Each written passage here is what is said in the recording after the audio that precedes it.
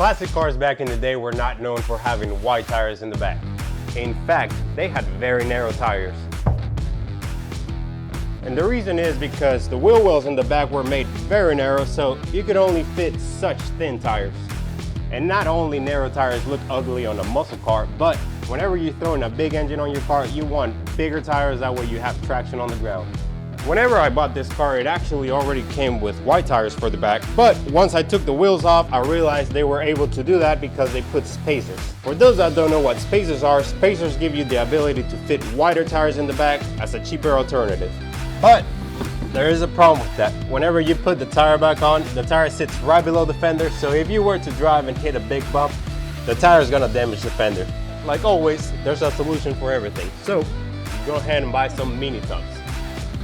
In order to get the job done right, you buy some mini tubs, that way you can cut the original wheel well, and once it's cut, you weld this back on and you will extend it up to 3 inches to fit wider tires without damaging the fenders. That said, welcome back to the channel and let's get back to work on the Camaro because today we got a big job.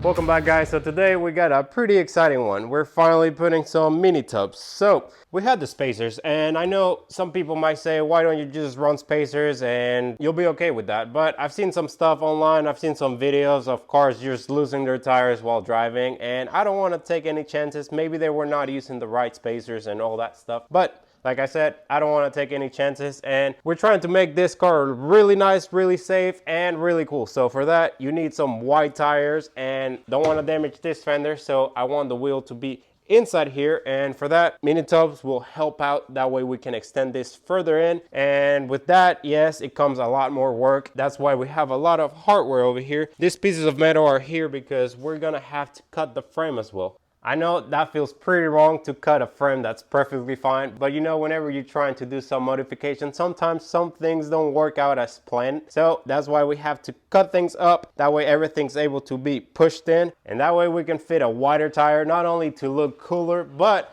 mainly because we have a pretty big engine, which is gonna have a good amount of torque in the back. So whenever you're doing that, especially on a car that doesn't have traction control, you want thick tires. That way you have a lot of traction in the back. That way you're glued a little bit more to the ground. So it's gonna be a lot of work, but we're gonna figure it out. And for that, we're gonna have to clear a bunch of space here in the back. We're gonna have to take all this down. That way we have enough space to work with and start cutting, which I'm very thankful that this set comes with a very extensive manual on what to do, because if it wasn't for this, I would have no idea on what to do. So we'll have to read that thoroughly. That way we know exactly how much to cut and where to cut. So let's go ahead, start taking this down, and then we start cutting. So let's do it. And here we go guys. So we start by taking off the rear suspension, the shocks, leaf springs, and the differential. Deciding to cut the car up to fit wider tires was actually a very last minute decision. Honestly, I didn't even know people did this when restoring classic cars.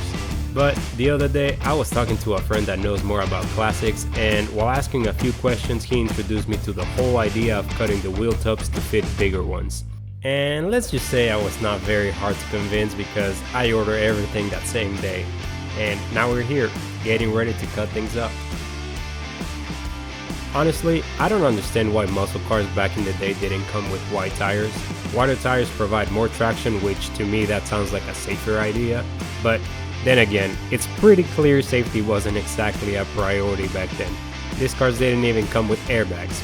So yeah, I'm guessing wider tires were also not a big concern. However, nowadays with faster speed limits, we want to be as safe as possible, and this will give us just that. With this upgrade, we should be able to take this car from looking like this to something like this. In my opinion, it's gonna look way more aggressive. So, what do you guys think? Let me know down in the comments.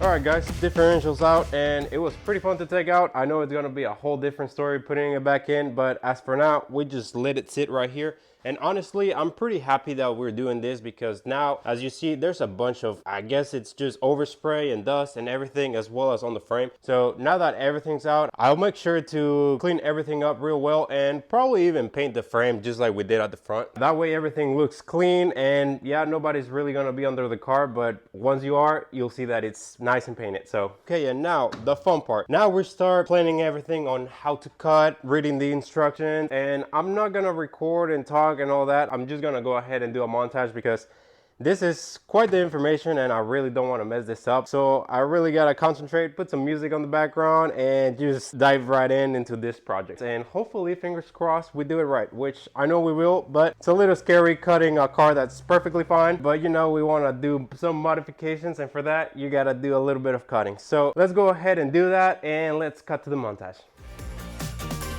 For those wondering where I got the mini tubs for the Camaro, I picked them up from Detroit Speed. What I really like about their setup is that they provide clear detailed instructions specific to your car. And my favorite part is that they include these cutting diagrams, which helped me a lot knowing where to cut. The funny thing though is that cutting out these templates and taping everything in place kind of reminded me of being in art class, which we are technically working on an art project, just a very big one. I just never saw myself building a car from the ground up, and yet here we are. Right now I'm inside marking where we need to make our cuts, making sure that we leave enough extra room to fold the sheet metal down and create a solid welding surface for the mini tub. To keep everything straight and accurate, as you can see, I'm using the fanciest ruler I could find, measuring the opening on the tool so that we can make parallel lines to the original tub.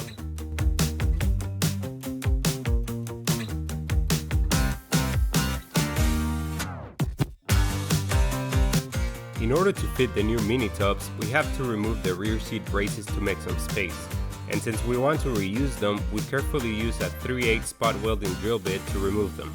This drill bit works by removing the top layer of the metal around the spot weld so the welded panels can be separated without drilling all the way through.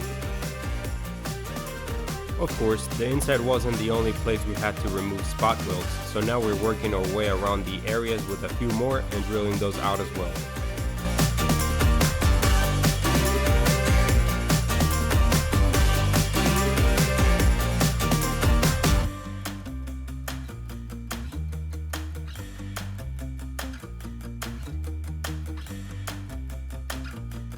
Let's just say some of these welds were probably not done very professionally, so using a grinder was a little easier.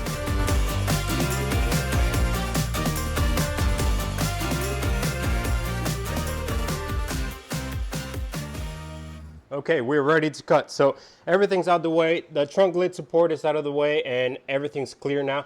We just gotta take the cutoff wheel, cut out all the markings, and then through this seam, take it all the way to the front. That way we cut the original mini tub out of the way, so we have new space for the new one. And I'm really glad we're not reusing that, because that's a lot of holes. I guess the people that previously worked on this car back in the day, they had to replace this. As you can see, there's a lot of welding here, so I suppose this part on the original car maybe rusted out or something, so they just replaced it. But it was a little harder on my end because over here there's supposed to be a lot of spot welds on the way, and there was none of that. What they did, they welded everything to the trunk floor, which I'm sure it's okay, but as you can see, there's a little bit of welding here, and that basically goes all the way through, which I guess it's okay. Maybe that's what worked for them, but for me, it was a little hard, and it might be a little harder to cut through all that welding, and it might not be the cleanest, but I'm sure once we do that, we can just shave it down, and hopefully should be a clean job. But either way, with welding, I'm sure you can just weld everything back together, and it should be strong and sturdy. So yeah, but I wish all that was just spot welds. That way it was a little easier and way faster on my end whenever I had to cut everything.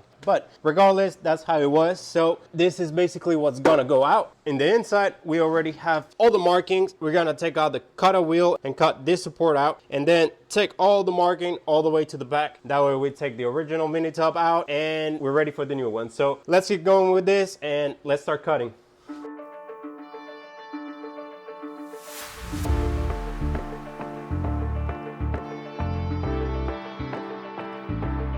As you can see, I'm starting to cut everything, which unfortunately it also includes the shock mount for the rear suspension. So honestly, whenever I first decided to do this upgrade, I didn't think this would be the case, but I will most likely have to do a little bit of modification to the shock mount, which basically involves the suspension. Which I'm really not mad about it, because I was already thinking on upgrading the entire suspension for this car. I'm looking for something that will be good for performance and most importantly comfortable to drive it. So sooner or later, I'm sure you guys will see a suspension upgrade video on this channel.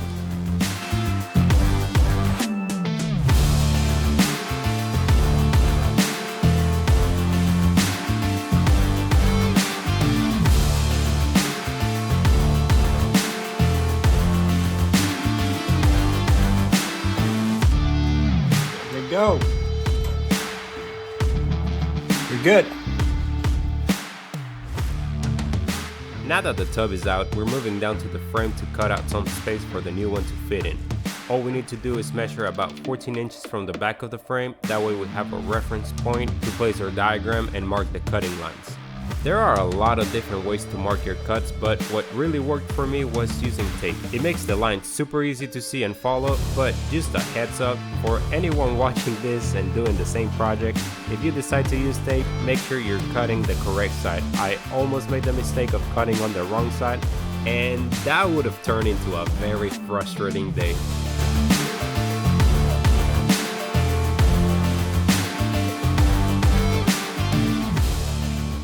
There we go, guys. The old tub is out and the frame is ready to go. So now we got all the flanges here, so whenever we spot weld everything back together. And at the moment I still gotta do a little bit of grinding here and there just to make it nice and smooth all the way across. That way whenever we weld everything, it's nice and clean. And yeah, but so far I'm really excited. It's looking really nice. As you can see, you can already envision how wide it's gonna be. And as a reference, I put the old one compared to the new one, and I have them over here. So that's the old one, and the new one, it's quite a bit wider than that. I think it's about 3 inches that we gained. So as you can tell, once you put it next to each other, it's quite a drastic change. And once we put the new one in the car, I'm sure I'm gonna love it. With this mini tub, you get the chance to get up to a 315 tire, which for you guys that don't know, a 315 tire is very wide. The ones I have right now, they're 265, which they're pretty thick, but I probably like to go a little bit higher than that, probably to a 285 or so, just so that it looks more girthy and, you know, have more rubber on the ground. So that said, now that we have everything cut up over here, we gotta repeat the same process on that side. And since we already did it once, we should be able to do it twice. So let's get to it.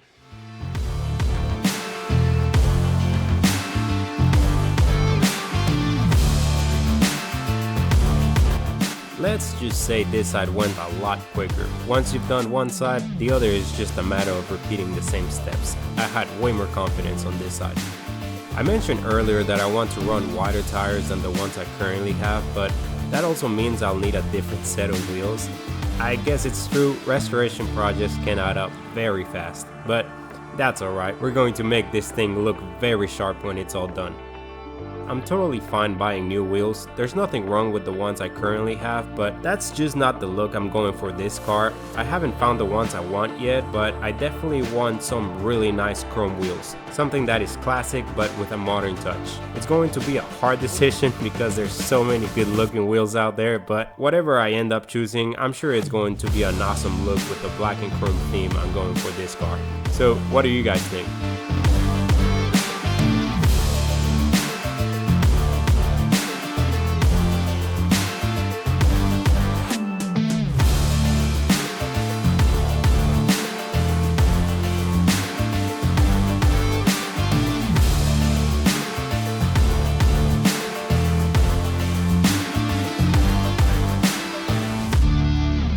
There we go, guys. Both sides are finally cut. That was a whole lot of cutting and a whole lot of sparks everywhere, but we finally got it done. It's nice and wide open now, so we can go ahead and put this one temporarily.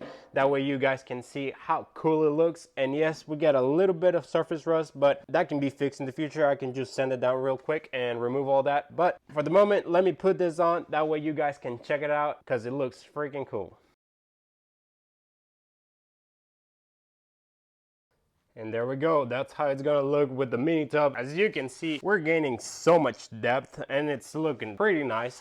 Yes, we still gotta do a lot of stuff. We gotta weld the pieces for the frame and a few things here, but I'm happy with how this is looking. This is how it looks from the inside of the car. As you can tell, it's a whole lot wider than the old ones. Yes, we're gonna lose a little bit of room whenever we put the back seat, but I'm not really too worried about that because it's not like it's gonna be a road trip type of car. It's mainly to drive around town and things like that. I'm not gonna do long trips. If I do, I'm sorry for the people that sit in the back. Hopefully it's not as tight as I think it's gonna be. But as it's looking so far, I don't think it's gonna be a big issue. I haven't put that side yet, but you can have an idea on how things are gonna be. So hopefully you're as excited as I am, because so far I'm really loving this.